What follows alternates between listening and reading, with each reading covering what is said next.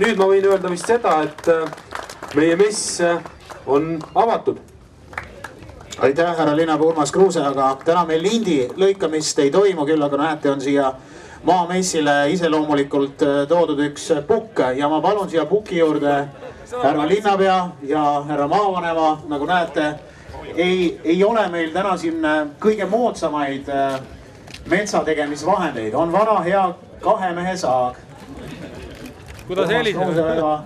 Väga professionaalsel moel proovib järgi, kas saag heliseb. Ja nüüd me saame siis teha sellise sümboolse lindi läbilõikamise. Me oleme spetsiaalselt sellise... Isa katsus ja vanaisa niimoodi üle. Sellise enam-vähem puu noti siia toonud, mis ma loodan, et poole tunniga ikkagi saab siin läbi saetud, et härra linnapea ütles, et tal on üsna kiire, nii et poole tunniga loodetavasti saavad nad selle sümboolse lindi täna siin läbi saetud. Peaaegu on lind läbi saetud. Ja paluks aplausi, härra linnapea ja härra maavanem said asjaga hakkama ja et tubli töö on tehtud, siis Põlvamaa... Vanaisa oleks rahule jäänud. Ei kakkunudki väga. Ilus, puhas väike. Erametsa Keskus jagab messil infot metsandustoetuste kohta ja annab ka nõu metsakasvatuse kohta. Et me jagame siin metsanduse õppelehti, Sinu metsa ja muid metsandustrükiseid ka. Traditsioonilised küsimused on ikka see, et mis ma metsas teha saan, aga uus küsimus on see, et kuidas ma saaksin maaparandusega tegeleda, eks ole. See on nagu kuum teema nüüd erametsanduses üldse. Uus toetuse liik, eks ole, maaparandustoetus ja see on nagu väga inimesi huvitav. Aga enamikkel on kahjuks need esimese Eesti aegsed kraavid metsas ja need tuleb alles arvele võtta ja päris pikk tee, aga see aga muidu selles mõttes ikka huvitab, igaühte huvitab. Üks taimekasvataja käis, tahtis taimi kasvatada, kes meil veel on? Toetuse taotlejaid on olnud, kes selgub, et kuigi sellest on nii palju räägitud, on veel inimesi, kes ei tea, metsanduses on ka toetused olemas. Neid on palju, kellel on mets kuskil kaitsealal, eks ole, kellele sellised linnukesed on väga tuttavad, eks, näiteks. Selle kevade kuum teema on, et eestimaised taimi ei ole eriti saada. Kas on tulnud selliste küsimust, et kust nagu taimi saada? On, seda küsitakse iga päev kogu aeg, et kust taimi saada. Aga kuhu te sellisel juhul neid soovitate pöörda? Ütleme, et tellimused tuleb varakult ära teha. Üks soovitus on see, et ära hakka täna mõtlema, et tahan homme istutada. Mõtle ikka natuke pikemalt ette, on üks asi. Ja eks siis otsime neid väikseid taimekasvatajaid ja püüame vahendada ja küsime, kui suurtest kogustest jutt käib, eks, et võib-olla 500 taimi on kuskilt võimalik veel saada, eks ole, aga 10 000 kindlasti homseks kuskilt ei võta. No praegu hakkab ikkagi taimekasvatajatel ka natuke selguma, kui palju on taimi alles jäänud, et nad ei ole julgenud väga palju ära lubada, aga nad annavad meile infot, et mul on veel seda pakkuda ja kuuske ja kaske, et äkki keegi soovib, et selles suhtes on meil nagu info olemas. Huvitav on toetused. Ja teine probleem on siis see, et tõesti, et on mets, aga ei tea, mida sellega teha. Et siis me oleme soovitanud metsamajandamiskavasid tellida, mis siis on ka meie põhitegevusvaldkond. Ja Kesk-Eesti metsaomanikud siis räägivad toetustest. Te olete nagu metsaühistuks seda põhimõtteliselt? Meil on siin praegu 2 firmat, üks on siis metsaühistu ja teine metsaekspert OÜ. Et metsaekspert siis tegeleb kavadega, hindamistega, et teenused on siin kirjas. Ja ka seal selle viida peal. Et siis siin on meie põhitegevust. Ja Kesk-Eesti metsaomanikud siis tegelevad kõigi nende erametsaomanike küsimustega.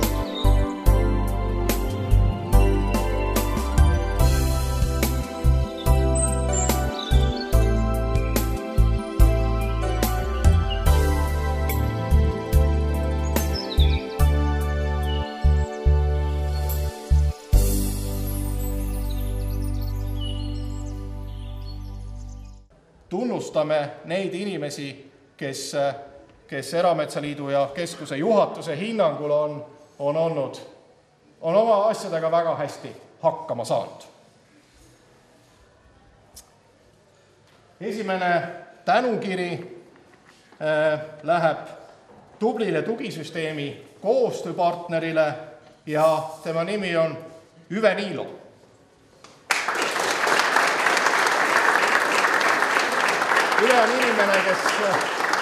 Üve on inimene,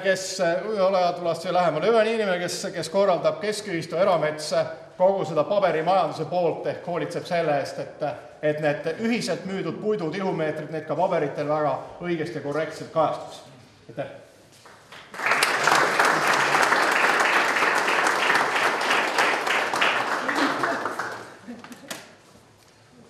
Alati oleme tugiisikute hulgast välja valinud ühe, kes väärib esile toomist.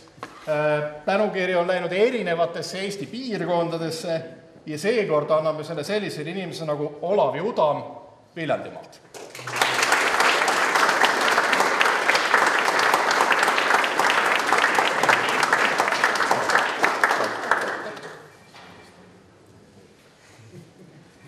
Siia juurde peab ütlema, et tõsisel võitlejal peab olema 2 matšeeti. Ma mõtlen, et see teine ju.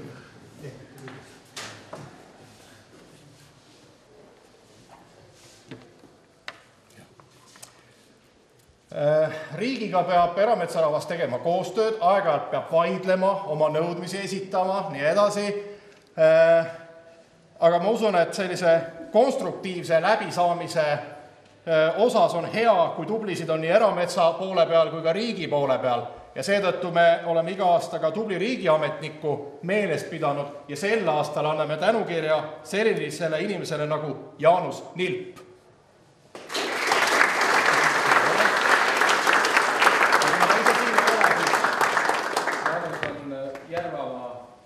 Metsaspetsialist ja tõenäoliselt ei ole veel kõik seal, et tal kiivitab. Siis jõuab.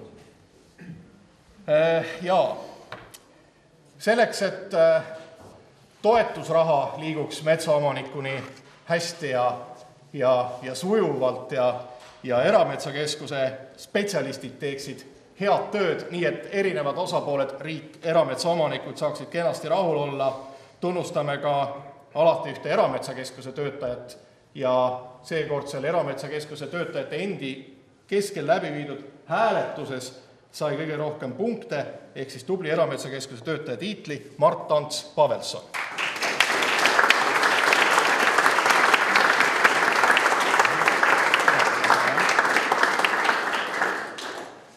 Mardiga puutute kohe varsti kokku, hakkab Natura toetuste taotlemise periood.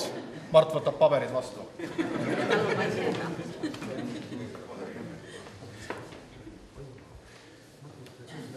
Oluline, et erametsateemat, metsateemat laiemalt ka meedias kajastataks.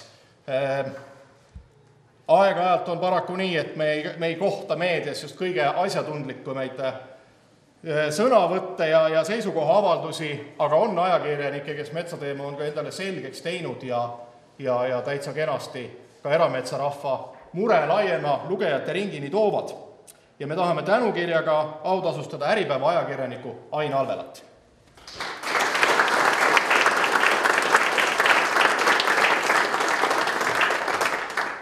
Aini kohta võib nii palju ütelda, et alati, kui ta küsimused meile esitas, väga asjalikud ja asjatundlikud ka juba peaaegu vastatud, aga tavaliselt, kui siis see lugu on toimetaja käest läbi käinud, siis on nad sellised, nii nagu te neid siis näete.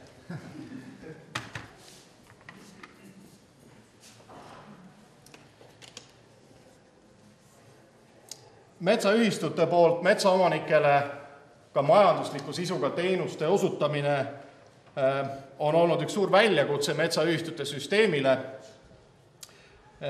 Soovime kindlasti seda, et metsaomanikud saaks ühistult abi ka puidu turustamisel. Ja kuna see valdkond on oluline, siis eraldi toome välja ka tubli majanduskoostöö edendaja ja selle tänukirja anname seekord Ida-Virumaale Iisaku metsaühistusse Mikk Värimäele.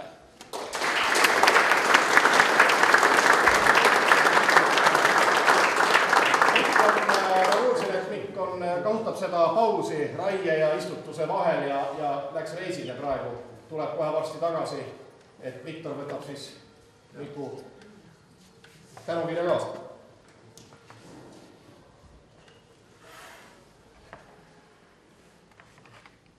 Nii, ja seekord on meil üks eripreemia ka, mida ei ole varasematel aastatel olnud. Mõtlesime sellisele ettevõtmisele või sündmusele nagu metsanduse aasta tegu 2011. Et kas aastast 2011 eristub midagi, mille eest võiks kedagi premeerida? Leidsime, et eristub.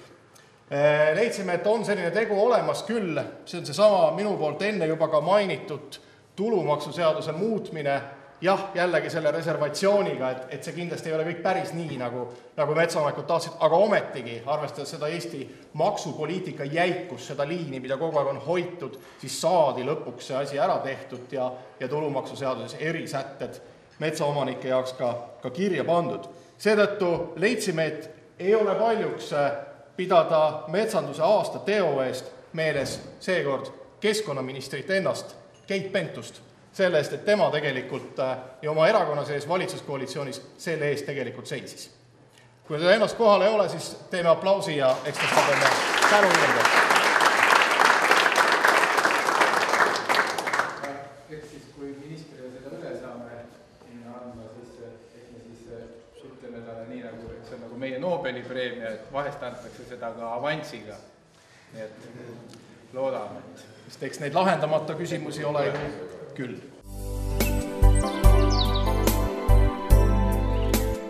Selle raske ülesande välja valida parim on endale võtnud Metsaseltsi juhatus.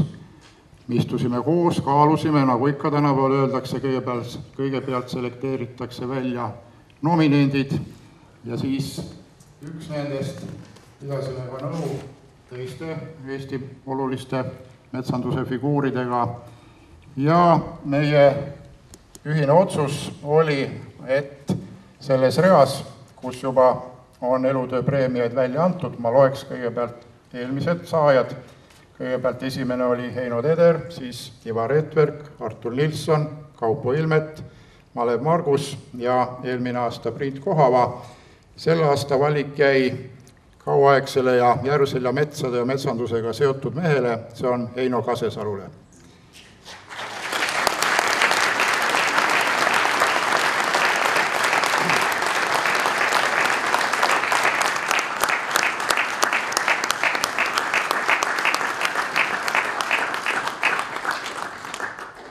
Ja mida me silmas pidasime?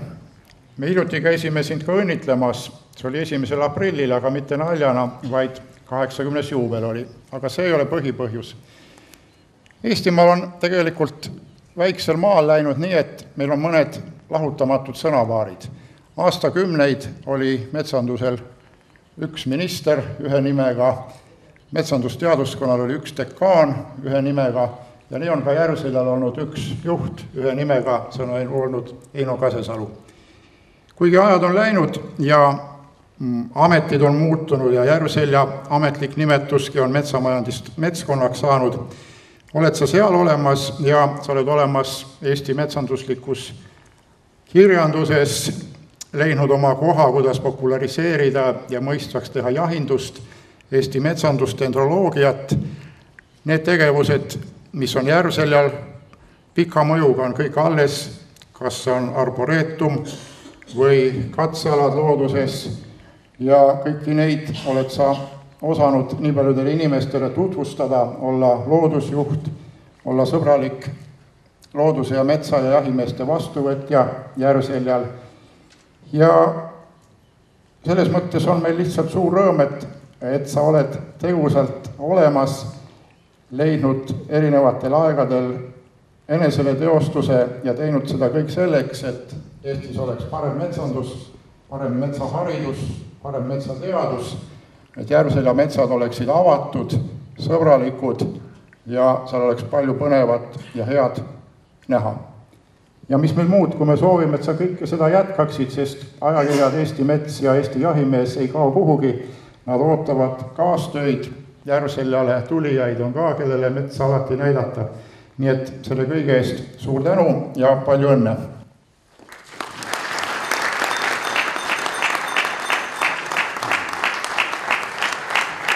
Kui pikalt on teie nii-öelda selline karjääri kestnud ja mis on selle karjääri nii-öelda tipphetked või sellega tulete rahul?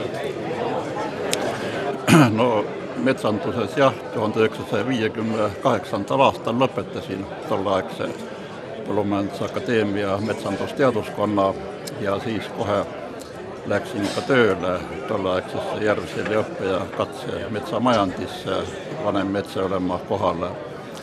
Siis vahepeal olin 3 aastat olin aspirantuuris ja siis olin uuesti samas tolleaegses õppe- ja katse metsamajandis kuni 1998. aastani, seega üle 30 aasta olin siis direktori ametikohal seal.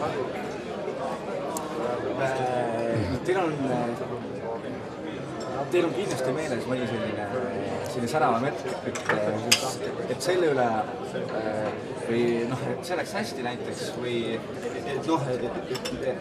mingi täbar seis oli ja siis saite positiivseks keerata nii öelda? No kuidas võtta, eks neid täbaraid seisusi oli ja siiski õnnestus nad kõik ära keerata siiski parema kandi peale. Võib-olla üks niisugune meeldiv hetk oli 60. aastate lõpul, kui õnnestus metsakuivendus Järvsilal käima panna, sest see põrkus seal väga paljudele niisugustele ametkondlikele barjääridele. Tähendab, tolleaegne Järvsili õppekatse metsamajand koos Põllumajandusakadeemia allus otse Moskvale ja see tekitas siis mitmeid niisuguseid probleeme seal. Ühesõnaga tuli sest bürokraatia rägastikust läbi murda selleks, et see töö tegelikult käima hakkaks. Ja see õnnestuski nii-öelda järgnevate aastate jooksul kuni 1983. aastani oligi üle kogu selle tolleaegse majandi territooriumi sai siis metsakuivendus läbi viidud. Ja kuna see majand asub Peipsi-äärsel madalikul, siis kuivendus oli seal äärmiselt oluline. Suur tänu teile!